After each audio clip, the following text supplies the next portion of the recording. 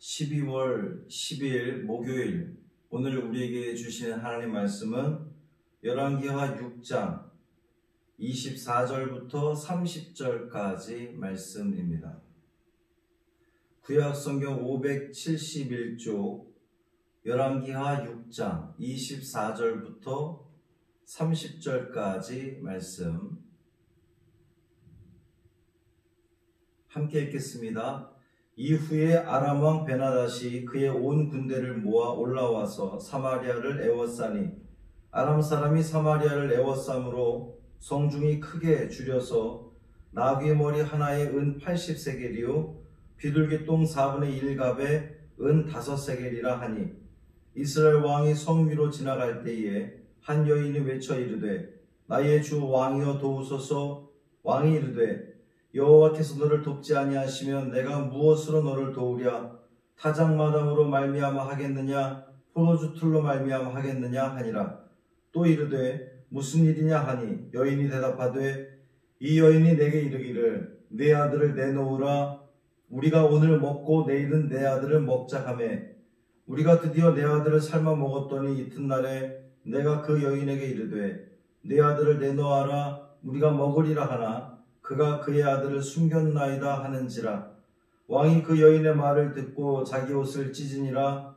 그가 성 위로 지나갈 때에 백성이 본즉 그의 속살에 굵은 배를 입었더라. 아멘. 이 말씀 하나님 말씀입니다.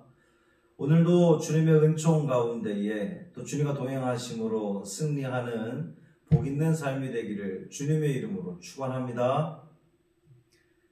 어제 말씀에서 이스라엘에 대한 아람의 공격 시도가 엘리사로 인해서 거듭 실패하게 되자 이 아람 왕이 엘리사를 체포하기 위해 군대를 보냅니다.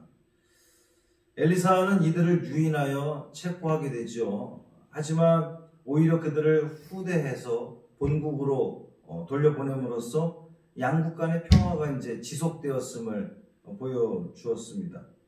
그런데 어제 마지막 말씀과는 아주 사뭇 다른 분위기가 다시 만들어졌습니다. 아람 왕 베나닷이 그의 온 군대를 모아 사마리아를 에워쌌다 그랬어요.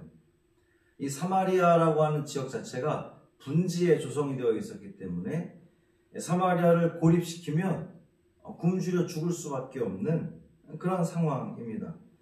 얼마나 크게 어려움을 겪게 됐는지 나귀 머리 하나에 은 80세겔, 비둘기똥 4분의 1갑에 은 5세겔에 거래가 될 정도로 굶주렸다는 거예요. 이 은 1세겔은 일반 노동자의 4일 품삯에 해당된다 그래요.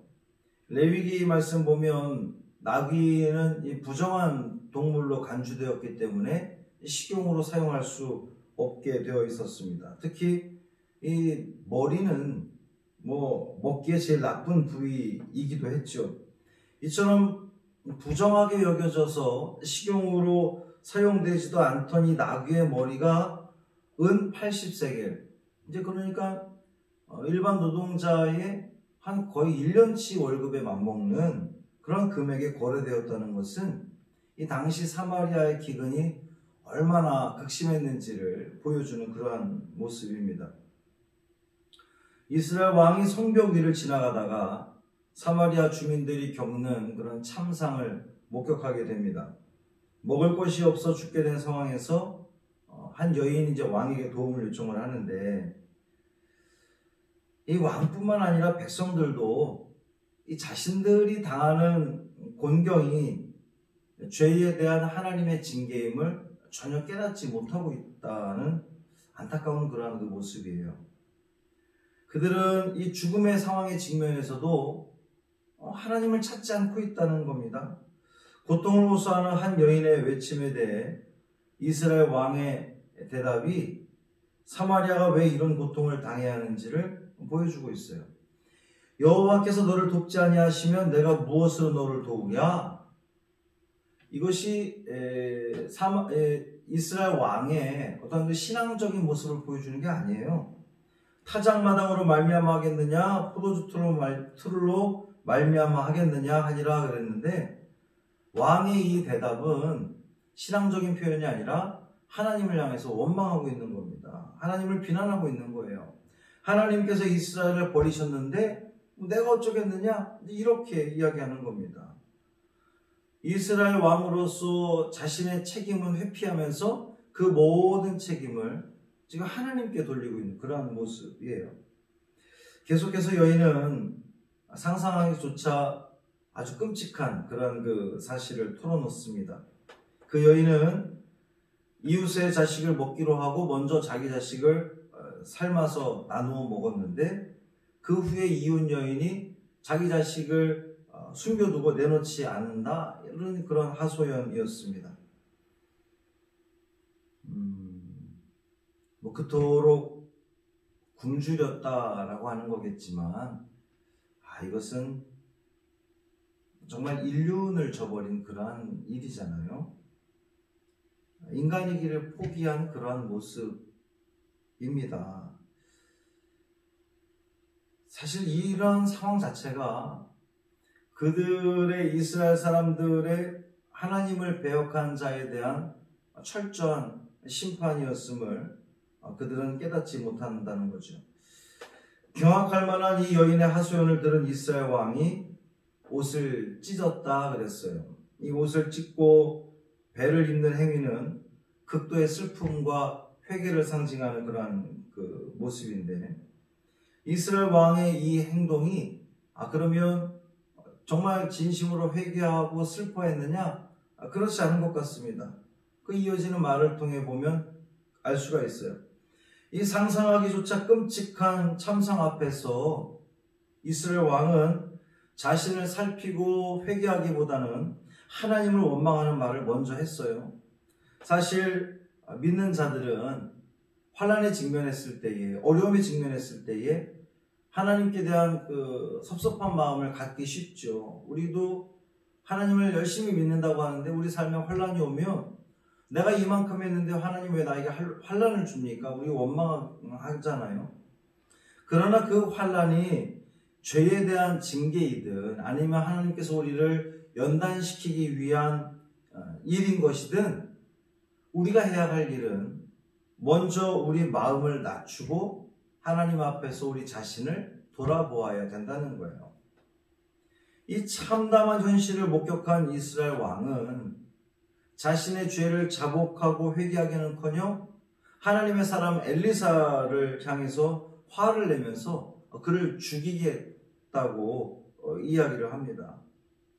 자식을 삶아먹었다는 여인의 말에 충격을 받은 왕이 이런 그 끔찍한 이 환난의 원인을 엘리사에게 돌리고 있는 거예요. 이 왕이 비록 옷을 찢고 베옷을 입긴 했지만 자신의 죄를 돌아본 것이 아니라 하나님의 사람을 향해 저주의 말을 하고 있는 겁니다. 왜 왕이 엘리사에게 이 재난의 책임을 돌리고 있을까요? 분노하는 이유를 어렵지 않게 예상해 볼 수 있습니다. 이제까지 엘리사가 아람 왕의 공격을 알려주었잖아요, 왕에게. 그런데 이번에는 아무런 말도 하지 않았다는 거죠. 아무런 그 방비책도 대비책도 말해주지 않았다. 알면서도 말해주지 않았다. 이렇게 생각을 한 것 같습니다. 또 하나, 앞서 그 엘리사를 잡으러 온 이 아람 군대를 사마리아까지 유인했다가 그냥 후대해서 이제 이렇게 보냈잖아요. 그것이 잘못했다는 거죠. 그때에 확실하게 이 아람 군대를 물리쳤어야 되는데 그냥 그렇게 좋게 돌려보냄으로 인해서 이 어려움이 왔다라고 이 왕은 생각을 한 거예요. 오늘 본문 말씀을 통해서 우리는 몇 가지를 확인하게 됩니다. 첫 번째는 악한 자들은 스스로 그 습성을 쉽게 버리지 않는다는 거예요. 엘리사가 아람 군대를 생포했다가 아주 후한 대접을 해서 고국으로 돌려보냈잖아요. 그럼에도 불구하고 이제 그 일이 있고 난 뒤 얼마의 시간이 지났는지 알 수 없지만 아람 왕은 또다시 이스라엘을 침공해 왔다는 거예요. 은혜를 입었음에도 불구하고 그 은혜를 망각하고 자신들의 이기적인 목적의 달성을 위해서 그들은 또 악을 행하고 있다는 겁니다. 다른 나라를 침공하고 있다는 거예요. 그러한 자들을 하나님은 그냥 두시지 않을 겁니다. 우리의 습성이 혹 악한 자의 습성인지 아니면 정말 하나님의 백성다운 삶을 그런 습관 속에 내가 살아가고 있는 것인지 우리는 돌아볼 필요가 있습니다. 두 번째로는 하나님의 은혜를 저버리면 하나님은 그것에 대해서 징계하시는 분이라는 거예요. 어제 말씀에서는 하나님께서 엘리사를 통해서 아람 군대를 물리치는 이기게 하는 은혜를 주셨잖아요. 그런데 오늘은 왜 이스라엘을 돕지 않으신 걸까요? 우리 하나님이 변덕쟁이입니까? 그것은 이스라엘 왕을 비롯한 이 백성들이 하나님의 은혜를 저버리고 여전히 죄 가운데 거했기 때문입니다. 은혜를 입고도 회개하지 않는 자들을 하나님은 아람 같은 그런 그 이웃나라 또 타인들을 통해서 때로는 또 악한 자들을 통해서 하나님은 역사하는 것을 성경 곳곳에서 우리는 볼 수가 있어요. 오늘날도 성도들이 이 하나님의 은혜를 저버리고 여전히 죄악 가운데 거한다면 하나님께서는 때로는 그 불의한 자들까지도 동원하여서 우리에게 징계하시는 하나님이심을 기억하시기를 바랍니다. 세 번째로 하나님이 진정으로 원하시는 회개는 옷을 찢는 것이 아니라 마음을 찢는 진정한 회개라는 겁니다. 백성들이 자기 자녀까지 잡아먹었다는 이야기를 들은 이스라엘 왕이 자기 옷을 찢었다 그랬어요. 이 옷을 찢는 경우는 누군가 하나님의 이름을 망령되이 일컬었을 때에 혹은 극도의 슬픔과 애도를 표할 때에 또 혹은 정말 그 진심으로 회개할 때에 옷을 찢게 됩니다.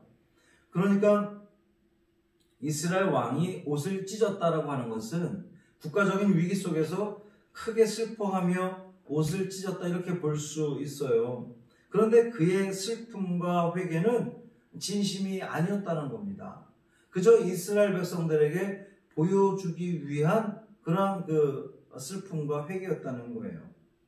하나님의 사람 엘리사를 죽이려고 했던 그 모든 책임을 엘리사에게 돌리는 것을 통해서 그것은 증명되었다 이렇게 볼 수 있는 거죠. 혹시 우리도 하나님 앞에 회개하는 척 우리의 죄악에 대해서 탄식하는 척하며 살아가고 있지 않은지 돌아볼 필요가 있다는 겁니다. 진정한 회개는 옷을 찢는 것이 아니라 주님 앞에 주여 주여 외치는 것이 아니라 정말 우리의 마음을 찢고 진심으로 죄악된 삶에서 돌아서는 것, 그것이 바로 진정한 회개인 줄 믿습니다. 사랑하는 성도 여러분, 오늘도 우리는 코로나라고 하는 이 국가적인 재앙 앞에 마주하고 있습니다. 교회에서 예배를 드릴 수 없는 상황에까지 이르렀습니다. 이럴 때 우리가 할 수 있는 것은, 우리가 해야 하는 것은 하나님 앞에 우리의 그 모든 죄악들을 고백하고 그동안 하나님의 은혜를 잊고 죄 가운데 거했던 우리의 모든 삶들을 철저하게 회개하며 오늘의 이 안타까운 상황에 대해서 진심으로 통탄하고 이 모든 것의 원인이 바로 나에게 있었습니다 라고 주님 앞에 고백하며 진심으로 엎드리는 우리의 모습이 되어야 된다는 거예요. 회개하는 척하는 것이 아니라 진심으로 마음을 찢고 죄악된 길에서 돌아섬으로 하나님의 긍휼의 은혜를 입는 우리 모두의 삶 되기를, 또 이 나라의 민족 되기를 주님의 이름으로 축원합니다.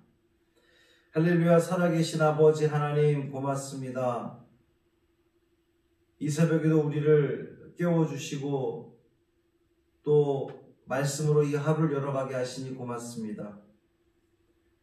오늘 하루 우리의 삶 가운데 함께하여 주옵시고 특별히 이 모든 어려움과 환난 이 모든 것들이 사실은 우리의 책임입니다. 우리가 하나님을 떠난 삶을 살았기 때문입니다. 우리가 하나님 앞에 온전하지 못했습니다. 믿음의 고백 드릴 수 있는 우리가 되게 하여 주옵소서.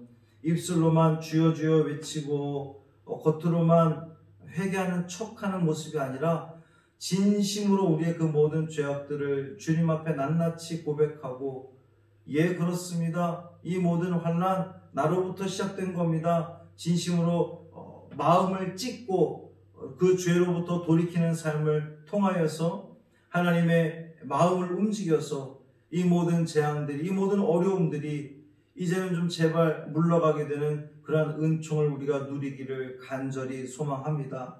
주님, 우리를 도우소서. 이 나라의 민족 또 이 세계를 도우소서. 깨닫게 하여 주옵시고 당신의 백성들이 철저하게 주님 앞에 회개하게 하여 주옵시고, 더욱더 이 모든 방역에 우리 모두가 최선을 다해 합심하여 힘쓰므로 말미암아 이 모든 어려움들을 좀 이겨낼 수 있는 우리 믿음의 성도들 되게 하여 주옵소서. 이 하루 어디에 있든지 무엇을 하든지 오직 하나님의 영광만 위해 살아가는 우리 모두의 삶 되게 하여 주옵소서. 우리 주 예수 그리스도의 이름으로 간절히 축복하며 기도합니다. 아멘.